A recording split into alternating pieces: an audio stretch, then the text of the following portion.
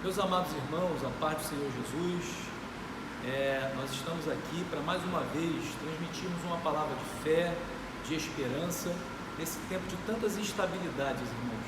Na verdade, esse dia já se apresentou para nós com sol e nos dando oportunidade de acreditarmos, de confiarmos, de pararmos para refletir aonde nós estamos edificando a nossa vida espiritual.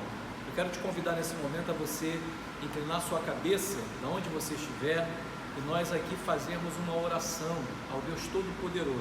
Irmãos, a oração, ela é sustento para a nossa alma. Vamos orar em nome de Jesus? Bendito Deus e eterno Pai, nós te louvamos, Senhor, por estarmos aqui nesta noite, por estarmos junto com os teus filhos, Senhor, desta casa. Te agradecemos, Senhor, por aquilo que não nos aconteceu e deixamos aos teus cuidados aquilo que poderia nos acontecer.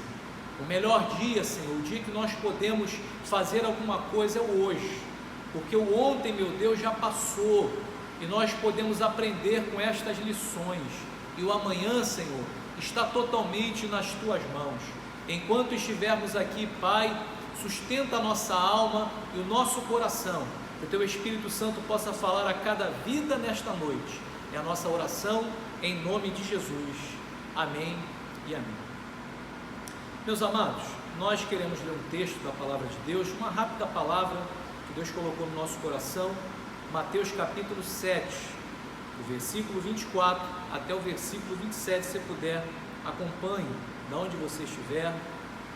Mateus capítulo 7, versículo de número 24 em diante. Amém? Vamos ler a palavra de Deus. Nos diz assim, irmãos: todo aquele, pois, que escuta estas minhas palavras e as pratica, assemelhá-lo-ei ao homem prudente, que edificou a sua casa sobre a rocha. Guarde bem isso, rocha. Nesse tempo nós precisamos estar edificados sobre uma rocha. Opiniões humanas, conceitos de filosofia, tudo isso são movimentos que não trazem estabilidade sobre a nossa vida. Versículo 25: e desceu a chuva, e correram os rios, e assopraram os ventos, e combateu aquela casa, e não caiu. Por quê? Estava edificada sobre a rocha. E aquele que ouve essas minhas palavras e não as cumpre, compará-lo-ei ao homem insensato, que edificou a sua casa sobre a areia. E desceu a chuva, e correram rios, e assopraram ventos, e combateram aquela casa, e caiu, e foi grande a sua queda. Meus irmãos, nessa rápida reflexão deste culto de ensino aqui nesta noite, o que nos traz aqui a memória desse texto é que Jesus menciona aqui dois construtores. Ambos tiveram as mesmas oportunidades, ambos tiveram os mesmos problemas com relação à sua construção. Qual foi a diferença entre eles então? As suas escolhas. Um se preocupou com a qualidade do terreno, aonde ele iria construir o seu projeto, construir a sua família, construir a sua vida, enquanto o outro optou pelo modo mais fácil. O evangelho das facilidades, do oba-oba, do triunfalismo, o evangelho que não consegue aceitar o mal, o dia mal. Ele aceita o bem, mas não consegue aceitar o dia mal, porque parece que Deus só está no controle do dia bom, mas o dia mal chega, e aonde nós edificamos a nossa vida faz toda a diferença. Sabe o que aconteceu? Enquanto um se preocupou com a qualidade do terreno, o outro se preocupou com as facilidades. Quando os dias difíceis chegaram, irmãos, ele teve que amargar e contemplar todo o seu esforço e por água abaixo no momento das suas intempéries. A pergunta que eu quero te fazer nessa noite, que eu já me fiz e tenho me feito todos os dias nesse período difícil: em qual terreno você está construindo o teu projeto? Que tipo de material você tem usado nesta construção? Vejamos o que a Bíblia nos diz. Primeiro, a Bíblia diz em 1 Coríntios 3,9, para você ler em casa, e 1 de Pedro, capítulo 2, versículo 5, que nós, igreja, somos edifício de Deus. Que coisa linda, irmãos! Nós estamos fundados sobre um firme fundamento e nós crescemos ajustados. Nós somos edifícios de Deus o nosso fundamento é a pedra angular. A pedra angular era aquela que norteava toda a obra, e a pedra angular que foi rejeitada pelos principais edificadores é Cristo. Eu sei que o homem sempre vai tentar tirar Cristo da história, mas a verdade é, irmãos, que nesses tempos de crise nós temos visto que só tem uma coisa que nos traz estabilidade: a nossa rocha, Jesus Cristo. Foi feita uma entrevista por esses dias, perguntando às pessoas qual seria o primeiro lugar aonde elas gostariam de ir logo que a pandemia passasse. Número 1, igrejas. Eu tenho falado aqui para todos os obreiros que estão conosco aqui no dia a dia, nos bastidores, que quando isso passar, faltarão cadeiras para pessoas e faltarão igrejas para atender a multidão.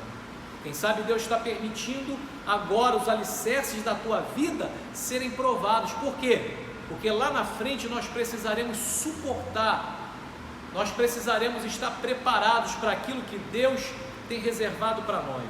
1 Coríntios capítulo 15, versículo 58 diz que nós fomos chamados para ser firmes. Texto muito conhecido. Meus amados irmãos, sejam sempre firmes, constantes e abundantes. Por quê? Porque a tua obra não é em vão. Essa tua firmeza não é em vão. Irmãos, ser firme aqui não quer dizer que nós não vamos ter momentos de fraqueza, que no meio dessa crise nós não vamos oscilar na nossa fé. Não quer dizer que nesse problema que nós estamos atravessando, nós não venhamos ter momentos de ansiedade, de incerteza. Vamos atravessar tudo isso. Firmeza aqui, irmãos, é aquele que mesmo sentindo, permanece firme no propósito pelo qual Deus o chamou. Quem sabe você está me ouvindo nessa noite, e você está dizendo assim: como é que eu posso ser firme e com meu coração tão angustiado, com tanto medo, com tanta insegurança? Você está firme, sabe por quê? Mesmo com medo, você continua. Mesmo com incerteza, você permanece na rocha. Mesmo passando a adversidade, você sabe que isso vai passar. E aí vai uma dica para você: começa a pensar o que será depois desta crise. Pensa no primeiro culto, pensa naquele abraço que você não pôde dar a uma pessoa. Eu tenho falado que essa crise pode até adiar sonhos e projetos, mas não pôde cancelar. Por quê? Só tem um que pode cancelar, só tem um que pode colocar o ponto final, e esse é Jesus Cristo. Essa firmeza não será em vão. Por quê? O mundo, irmãos, não tem essa firmeza. Nesse desespero, respeitamos todas as religiões, mas tem pessoas procurando horóscopo. Nesse desespero, respeitando todas as pessoas, tem gente que está procurando superstição, tradições, filosofias, Por muitas vezes nós somos tentados até procurar na internet argumentos humanos para nos dar algum tipo de tábua de salvação. Isso é comum quando nós estamos passando um momento ansioso, mas no fundo nós sabemos, irmãos, que se a nossa vida não estiver na palma das mãos de Deus, e Ele está guardando, se nós estivermos com esse propósito, nós conseguimos atravessar esses momentos difíceis. A Bíblia nos adverte para nós não sermos apenas ouvintes.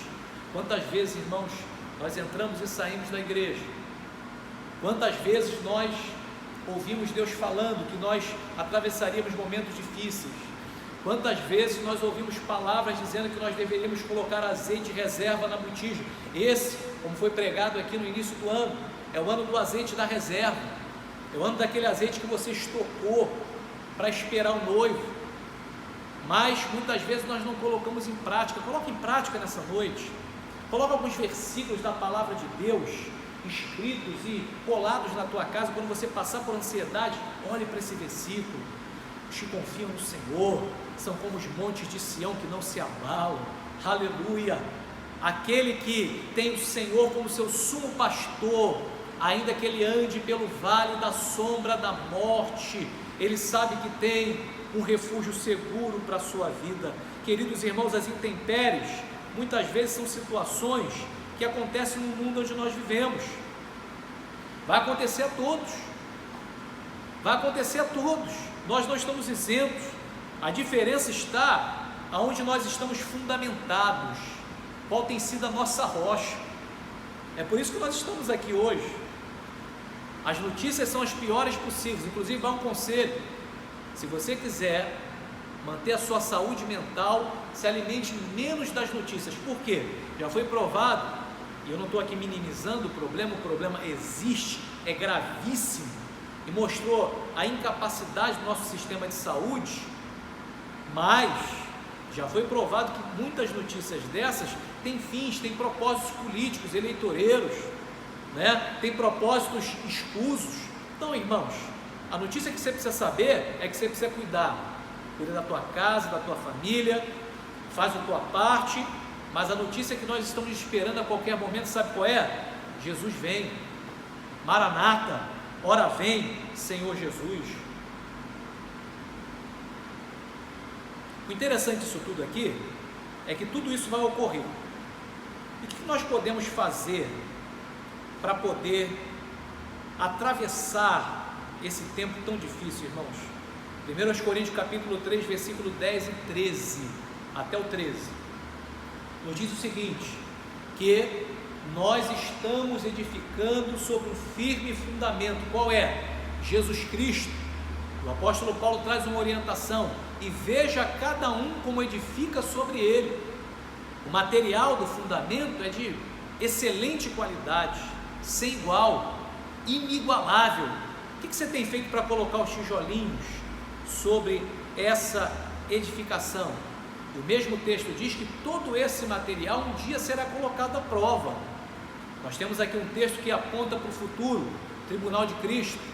Um dia as nossas obras serão provadas no tribunal de Cristo, mas também esse tempo está servindo para poder provar as nossas obras. O fogo da provação tem provado as nossas obras. E não se sinta diminuído nessa noite se você está sofrendo com esse tempo, porque não tem ninguém que não esteja sofrendo, mas nós precisamos nos firmar na rocha que é Jesus Cristo. Ele traz estabilidade para a tua vida. Sabe, quando você está numa areia movediça e você está só afundando, e de repente você vê algo sólido, a rocha, te traz estabilidade, confiança, certeza, independente do que nós estejamos atravessando. As semelhanças, nós já falamos aqui entre esses dois homens. Semelhanças tiveram as mesmas oportunidades, semelhanças tiveram os mesmos problemas, porém a escolha deles determinou o desfecho dessa história. Queridos irmãos, partindo já para o final, nós paramos para meditar sobre qual alicerce nós temos construído. Sonhos foram adiados, projetos foram remanejados, mas eles não foram cancelados. Por quê? Só Deus pode colocar um ponto final. Comece a sonhar como será depois, comece a se organizar, a projetar. Não deixe de sonhar, não deixe. Comece a refazer os projetos. Como é que será? Eu louvei a Deus que ontem eu vi nas redes sociais que a nossa convenção do Ministério de Madureira, que seria agora em maio, foi remanejada para setembro, ou seja, já está havendo um movimento de agendas, as pessoas já estão se programando, não é? Ou seja, não tem assim um futuro incerto, não. Nós temos que planejar, sim. Planeje como é que será o primeiro abraço, o primeiro culto.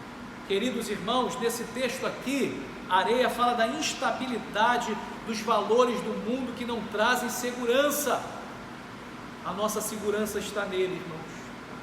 Ai de nós se não fosse a graça do Senhor sobre a nossa vida.